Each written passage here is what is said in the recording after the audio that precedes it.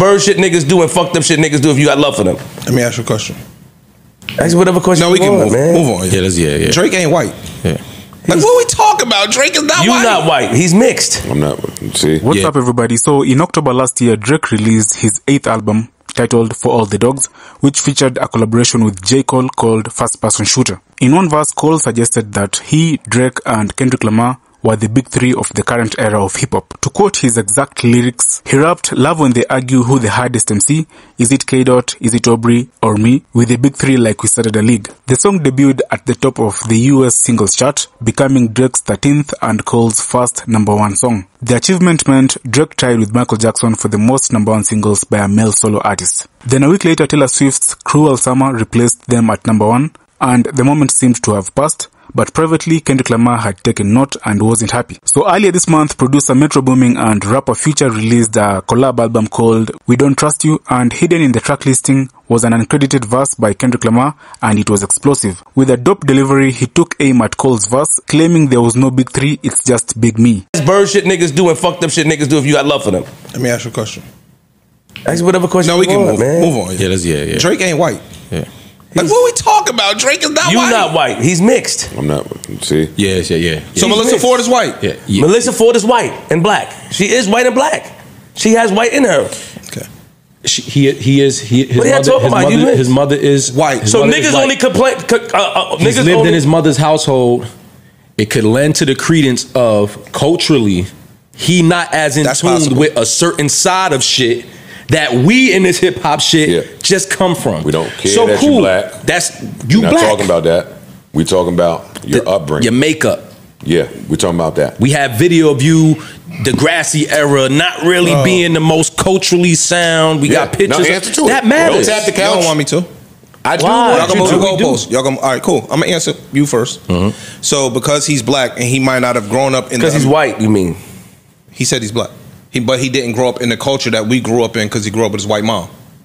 That's what you're saying? I'm saying his white mom provided a cultural setting that he was more familiar with than his father's side. Cool. How do we know that? I don't know him. We don't know where he grew up. We made mentions to him growing up broke, or we've heard mentions of him growing up not in the most favorable conditions. Broke got nothing to do with culture. Yes, it does. Yes, it does. Yes, it does. Well, we got another Ishamani battle. No, we don't. Bro, if you grow up, you could be rich and black. Black people that grow up rich don't necessarily share the same cultural experiences that we had because we grew up in a certain demo. Can we remove the money aspect of away? No, because that matters in how you are. I get what you're saying, Ish, but I'm addressing the fact. I grew up in a household with a black mother. I'm also Puerto Rican. I have no understanding of anything Puerto Rican with a black father. You don't even know Spanish. I don't even know Spanish because my household was not built around a Spanish experience, right? True. And that's not to say that I still don't recognize myself. My last name is Salgado, so I still recognize myself. But at the end of the day, this young man was raised by his white mother, who might have not understood what it meant to be black to have the Chevy. We all assume everything is an assumption. No, we're not. But this is where I get mad at him. I would love to address Imani. You took your literal experience and you tied it to a hypothetical for this man that you don't know to be true, and you made it fit your experience. That's what we all doing. No, that's what. Bro, why can I never? Go ahead, dog. Go.